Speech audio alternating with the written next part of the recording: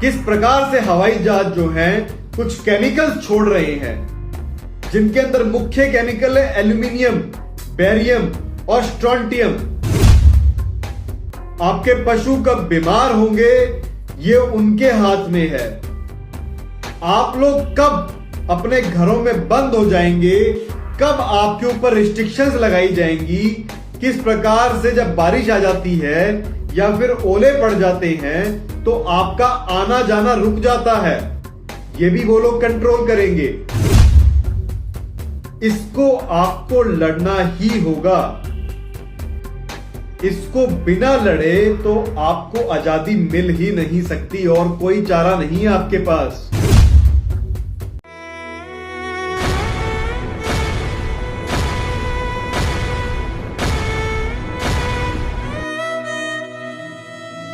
हाँ जी, वंदे मातरम साथियों। जैसा कि आप सभी जानते हैं कि ये जो न्यू वर्ल्ड ऑर्डर के खिलाफ जो है जंग जो है और ज्यादा मजबूती से लड़ने की आवश्यकता है इस समय पे। और आप देख रहे हैं कि हर चीज जो है आर्टिफिशियल इंटेलिजेंस से कनेक्ट की जा रही है।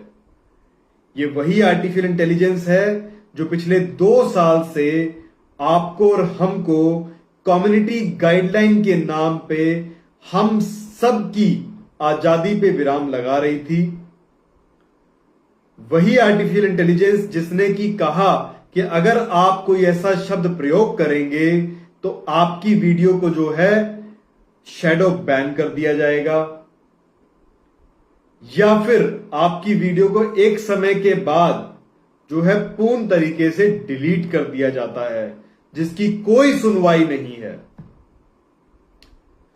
वही आर्टिफिशियल इंटेलिजेंस जो है आज आपके हर एक इंडस्ट्री के अंदर, हर एक आपके जिंदगी के हर एक पहलू के अंदर जो है अब इंटरवीन करने वाला है। चाहे वो आपके टेलीफोन कॉल्स हैं, अभी आप देख रहे हैं कि आपके पास कॉल्स आती हैं, वो भी रोबोटिक्स के माध्यम से, आर्टिफिशियल इंटेलिजेंस के माध्यम से करवाई जाती हैं।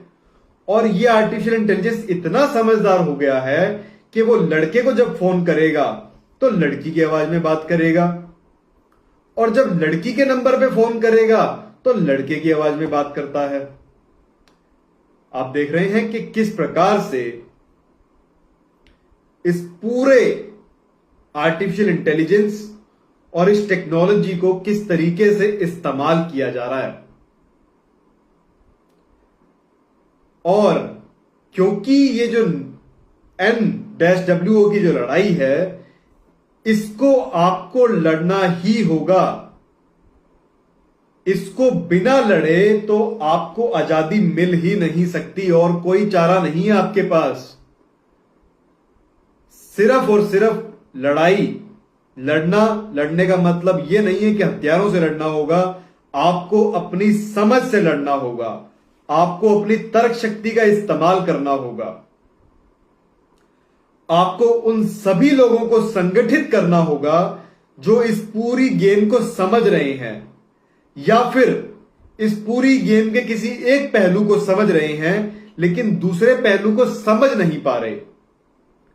जैसे कि बहुत से लोग समझ पाए थे कि वो जो रॉकेट लगाया जा रहा था, वो जो हाथों में जो लगाया जा रही थी, वो जो सुई थी, उसके बारे में बहुत से लोग समझ पाए थे।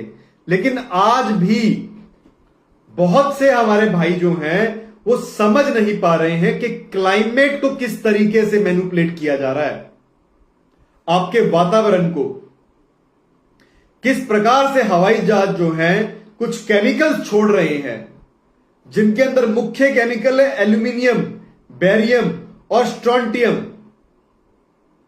उनका क्या दुष्प्रभाव होगा और उसका जब कनेक्शन जुड़ेगा H-AARP वाली टेक्नोलॉजी से, तो वो किस प्रकार से आपके पूरे के पूरे मौसम को कंट्रोल कर लेगा।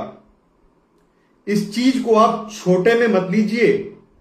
अगर मौसम वो लोग कंट्रोल कर रहे हैं तो आपकी खेती उनके कंट्रोल में है।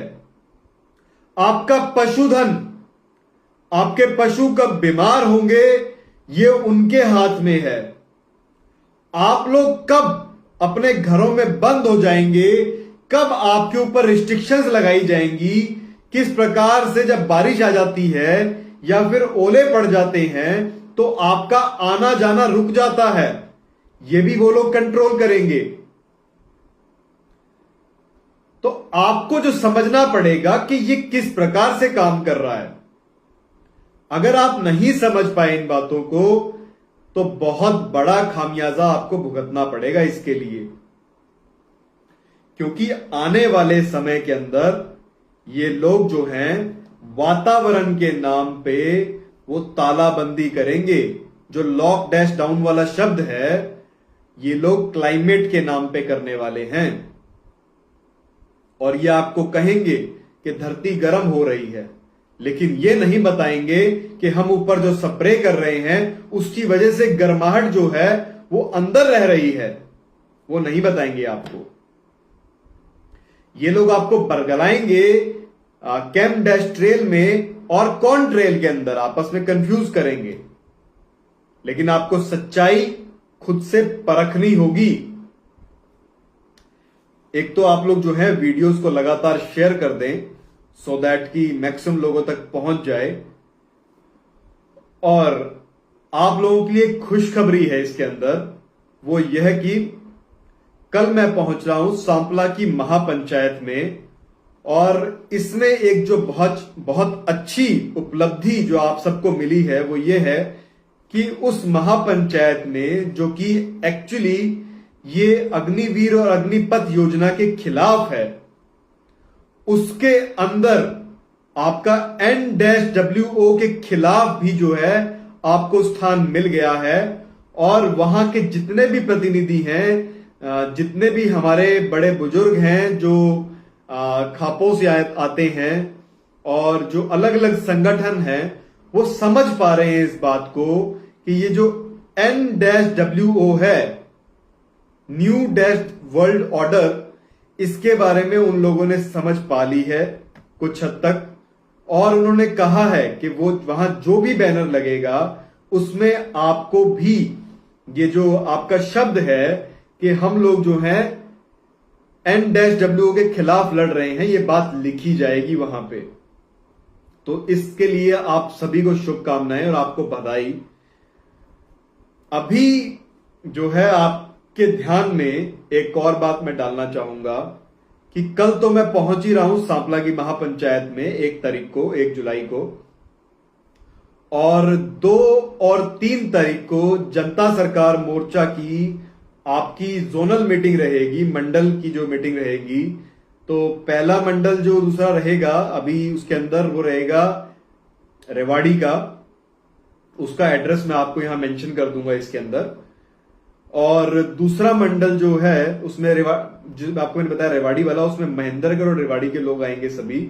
आप सभी से रिक्वेस्ट है कि आप इस मैसेज को लगातार फॉरवर्ड कर दें सो दैट कि उन सभी साथियों तक ये बात पहुंच जाए।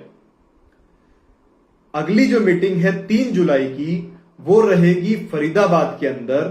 तो वो जो मंडल है उसके अंदर गुड़गांव, फरीदाबाद, नूह, मेवात और आपका बल्लभगढ़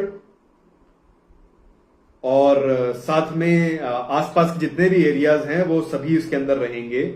तो आप सभी से उपेक्षा है कि आप सभी वहां पे भारी संख्या में पहुंचेंगे, लेकिन अगर आप वाकई में कॉज के साथ जुड़े हुए हैं तभी वहां पे आइए और सिर्फ टाइम पास करने मत आइए। अगर एक्चुअल में आप चाहते हैं कि इस मुहिम के तहत ये लड़ाई लड़ी जाए और एक्चुअली जो प्रॉब्लम्स हैं उसको सॉल्व किया जाए, तो आप लोग वहां पहुंचिए।